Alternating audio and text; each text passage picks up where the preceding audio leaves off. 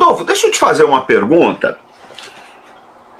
Das tuas pesquisas, porque você é um pesquisador ávido da guerra, eu acho que não tem ninguém no Brasil que monitora assim com mais constância a guerra na Ucrânia do que você. Você acompanha teu trabalho já tem mais de um ano, né? Eu queria saber o seguinte, na tua visão, se você quer colocar em porcentagem ou não, se você quer colocar só de forma genérica, mas existe uma relação, no caso da guerra terrestre, entre a quantidade de drones que se usa para reconhecimento, vigilância, etc., que se usa efetivamente para combate? Você tem um panorama de como é que está isso aí? Não, a pergunta é muito pertinente. O que acontece? São milhares hoje de drones. Eu vou pegar o fronte sul da área do Dnieper. O grupo de combate do Yug, que é o responsável do Distrito Militar do Sul ali, reporta pelo menos 2.000 FPVs ucranianos, ali nas chamadas zonas insulares. Porque o que acontece? Nós temos hoje 3 categorias de funcionalidades de drones. Os drones começaram para sistemas ISR, inteligência de sinais, sensoriamento e vigilância, no teatro de operações. Posteriormente, ele também passou a ter uma capacidade, ainda que limitada, de emprego antitanque e antifortificação, antimaterial, antipessoal, chamados UCAVs, veículo de combate aéreo não tripulado. Mas era muito caro. Principalmente os Estados Unidos empregavam em 2011, na chamada Guerra dos Drones, contra alvos que não tinham capacidade de guerra eletrônica e muito menos de defesa aérea de ponto, e nem defesa aérea de área.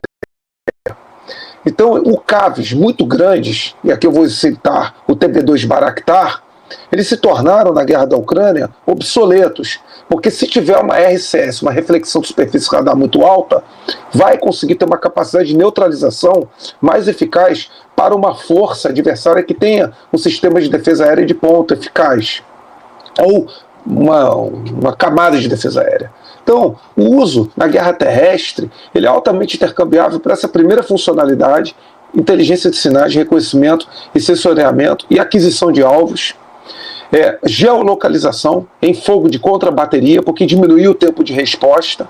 Por exemplo, o tempo de resposta de contrabateria hoje, de acordo com o estudo do RUSI, é justamente por causa da integração de obuses até rebocados, como o M46 e o D-30, utilizado pela Rússia, com o drone Orlan 10, que é um sistema de aquisição de alvos e de definição de geolocalização. O tempo de resposta está em torno de 47 segundos. 47 segundos, o que torna difícil, portanto, as manobras de evasão dentro de um perímetro operacional. Ainda que seja uma evasão num perímetro estreito, é muito difícil. Por isso que o fogo de contrabateria tem se tornado decisivo nesse conflito.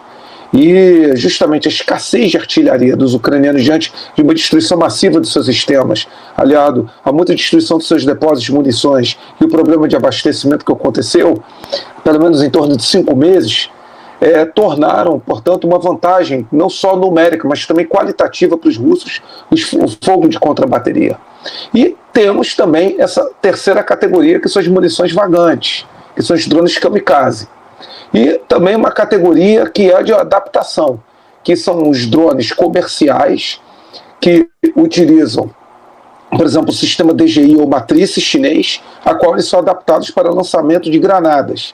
Granadas normalmente de tanque, que é o Baba Yaga ucraniano e também o Glow russo. Agora, é interessante notar que você já tem outra categoria de drones surgindo, os drones repetidores de sinais, para aumentar o alcance justamente dos drones FPV, porque o drone FPV isoladamente tem alcance no linha de frente de 2, 3 km, por causa da repetição do sinal perante o operador. E também porque a linha de visão acompanha a linha de rádio. E, consequentemente, colina acaba gerando um certo branco, um certo problema de interferência de sinal. Então, os repetidores de sinais se transformaram em outro ponto de aumento do alcance dos drones FPV. E, finalmente, os drones terrestres, que nós vamos agora daqui a pouco também discutir. Os UGU, né, o GV, né, que são atualmente muito utilizados para evacuação aerométrica e junto com as unidades de engenharia. Então, dimensão e escala, são milhares de drones utilizados por cada força. Não à toa o Belousov, o professor Farinaso, falou que a Rússia está produzindo isso no Ministério da Defesa, no complexo da Rostec, 4 mil drones por dia. Só que as pessoas se esquecem. 4 mil drones por dia na Rostec, complexo industrial militar russo. Só que as pessoas se esquecem o seguinte: tem muito voluntário, muita pequena empresa e muitas organizações da sociedade civil russas que estão no esforço de compra de material e levar para o fronte.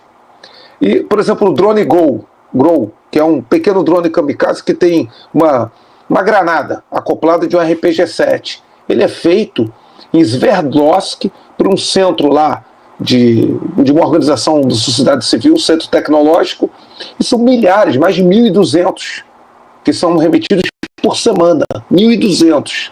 Aí fora, aqueles que são coletados pelos batalhões de voluntários, os BARs russos, né, que são integrados ao Ministério da Defesa, mas não são o Exército Regular Russo. Eles coletam lá mais MJI, DJI e matrizes chinês adaptados, né, como drones FPV. Então são milhares. Tanto que houve uma análise de que os russos, pelos sistemas de guerra eletrônica, eles abatem em torno de 10 mil drones ucranianos por mês. 10 mil drones ucranianos por mês. É interessante notar também, só concluindo, a curva de aprendizagem. Os russos negligenciaram os drones no início da operação militar especial, do conflito, né, da guerra. E, paulatinamente, começou o Orlan, começou as soluções da Kalashnikov através do Kub e através do Lancet 3, falaremos deles. E, finalmente, hoje a vantagem numérica e também qualitativa dos russos nos drones é imensa. E para isso eles não tiveram vergonha de buscar, inclusive, cooperação tecnológica com o Irã. Então, uma dimensão de uma escala absurda. São milhares, dezenas de milhares que são utilizados diariamente por cada força.